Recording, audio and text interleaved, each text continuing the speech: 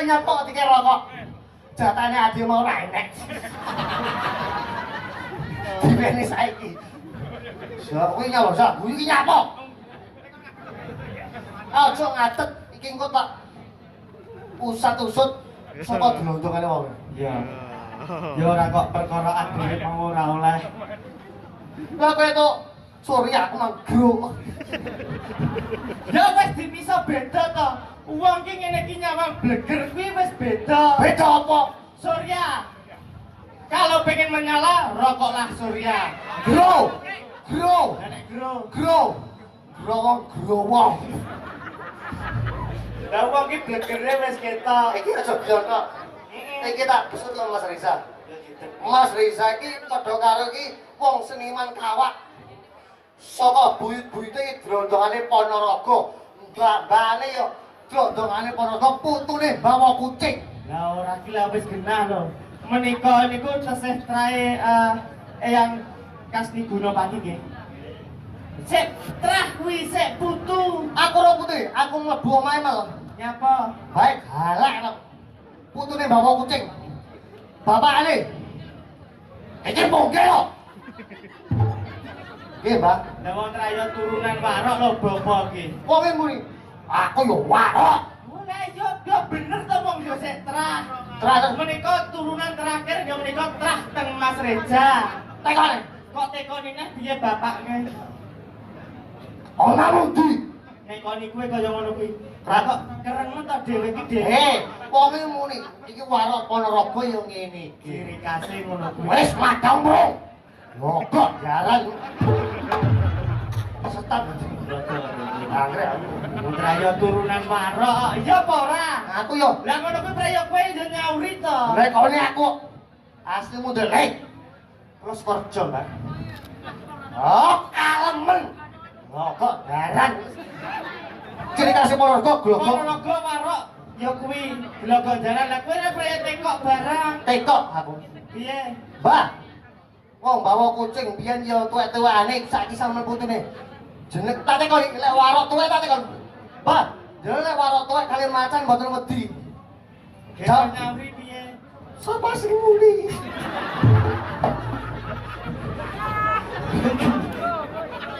Lah iso malih cilik ngono kuwi apa kok iso warok kok. Kok ya ora wis kerja. Tuh, berarti jeneng warok Ponorogo, trap Ponorogo. Ora wedi karo macan.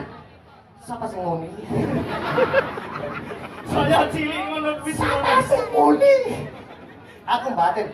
Angke kamu. Lah mbok yo jajal kuwi macane ning ngarepmu ben nyatek ndasmu iki. Wong kok sembrono wong karo macan kok.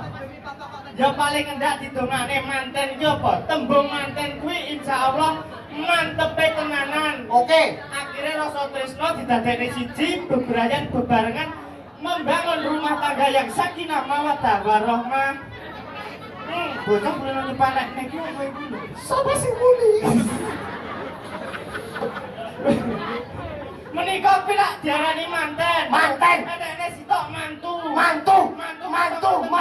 Mama gedang pipi windu. Kowe mbok aja ngono. Ya mantu. Mantu kuwi iso saka tembung wong tuwa keloro temanten. Oke. Kuwi diarani mantu. Mantepe wis arep nampa putu. Muga-muga besok enggak diparingi putu, enggak diparingi momongan. Mugi-mugi dados putra putri ingkang saleh lan migunani tumrap ing bangsa negara lan agama. Enek-enek. Kuwi lho, enek-enek. Ya genti kowe kok enek-enek. Ya, kek aku ngawak. Ya, kuwi ha kamu iso. Iki anu Pak Bu, iki menengotik iki omongan religius saka utekku dhewe, saka pemikiranku, edukasi yang lebih baik. Infrastruktur manajemen keluarga. Oh, tamu. Ayo. Instruktur. Ayo, struktur. Tahu Mas Eka? Tahu Kak?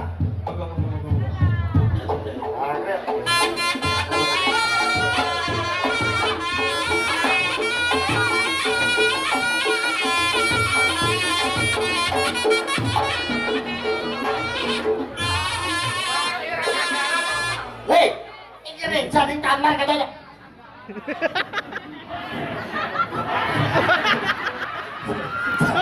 Hei, ini dalam bidang seniman. Si aku ngomongin dalam manajemen keluarga ini kudu ditata sing apik. Aku gon ngiling karo Mas Reza iki hal dalam kecil ojo sampai kaliwat. Ayo le. Ngon-ngon mau macan. Sapa senenang. Arep tak omongin Mas Reza kan dia usaha. Kedepannya dia usaha ini reok, pengrajin reok. Tapi ojo sampai ngelaleni hal-hal kecil. Wis kudu mau pikir dalam hal rokok. Lah kok iki aja jebles wong ngomongne masalah apa ki? Usaha kok iso teko rokok.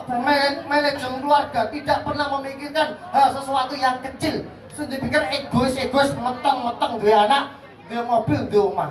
Tapi iki dipikir saka hal kecil. Kuwi rokok tangga kurang rokok saiki iso tuku mobil.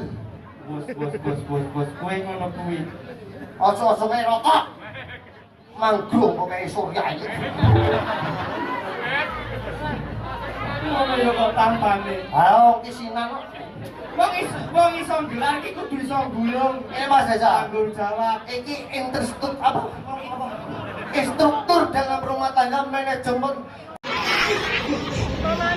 Arep tak omongin Mas Desa kan dia usaha. Kedepannya dia usaha iki reok, pengrajin reok. Tapi ojo sampai ngelaleni hal-hal kecil. Wis kudu mau pikir dalam hal rokok. Lah kok iki aja jebles wong ngomongne masalah apa ki? Usaha kok iso teko rokok. Manajemen keluarga tidak pernah memikirkan hal sesuatu yang kecil. Sing dipikir egois meteng duwe anak, duwe mobil, duwe omah. Tapi iki dipikir saka hal kecil. Kuwi rokok tangga kurang rokok saiki iso tuku mobil. Bos, kowe ngono kuwi. Ojo-ojo kaya rokok. Manggung kok kaya Surya iki. Ngono ya kok tampane. Ayo kisinan kok.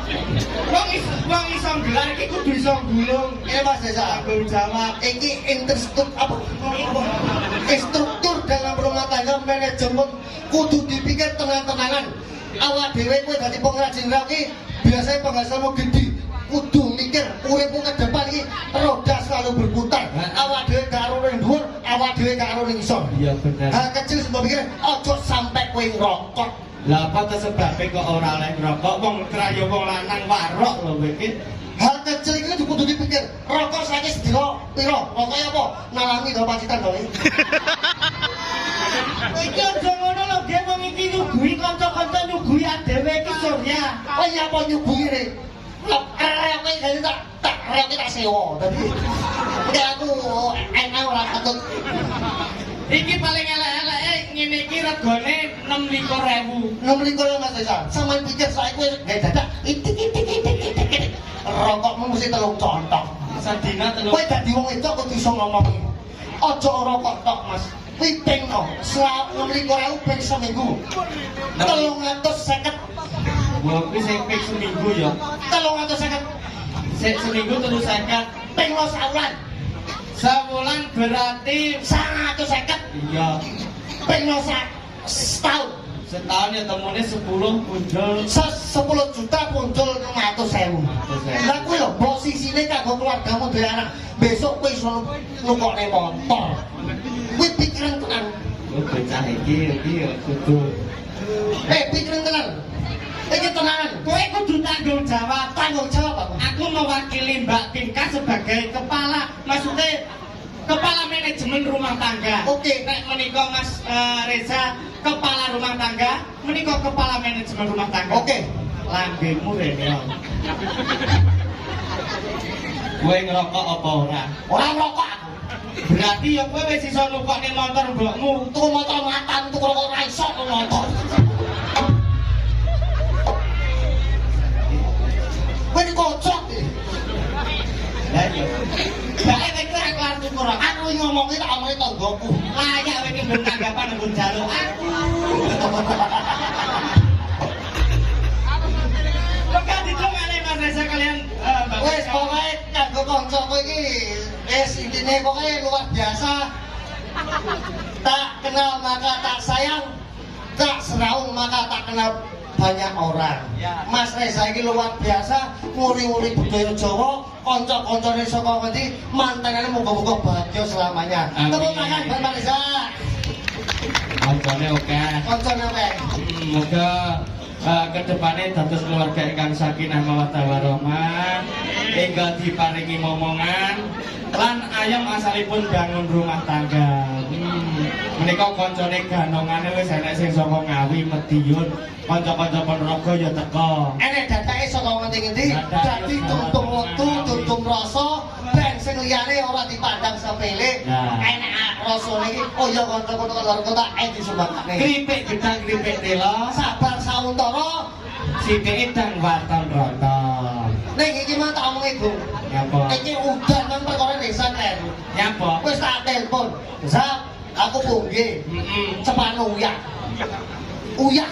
Karena mungkin bendingin orang muda ngono. Kae ngerak. Karo tahu pia-pia. Ora pinggir enakne udan guys. Ayo, Cok. Tak luar biasa ayo. Ayo. Joko. Ayo.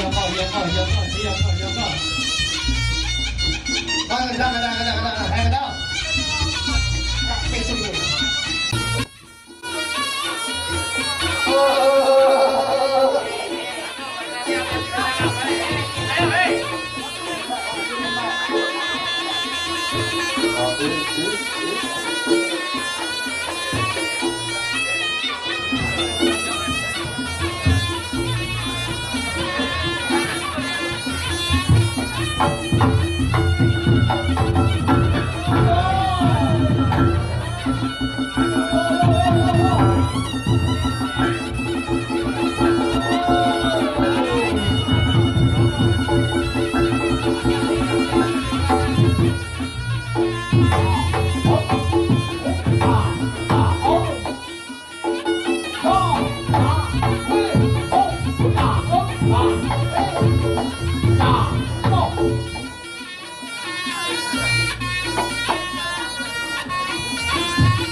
Generasi muda Ponorogo, Bawalok, Sulweba.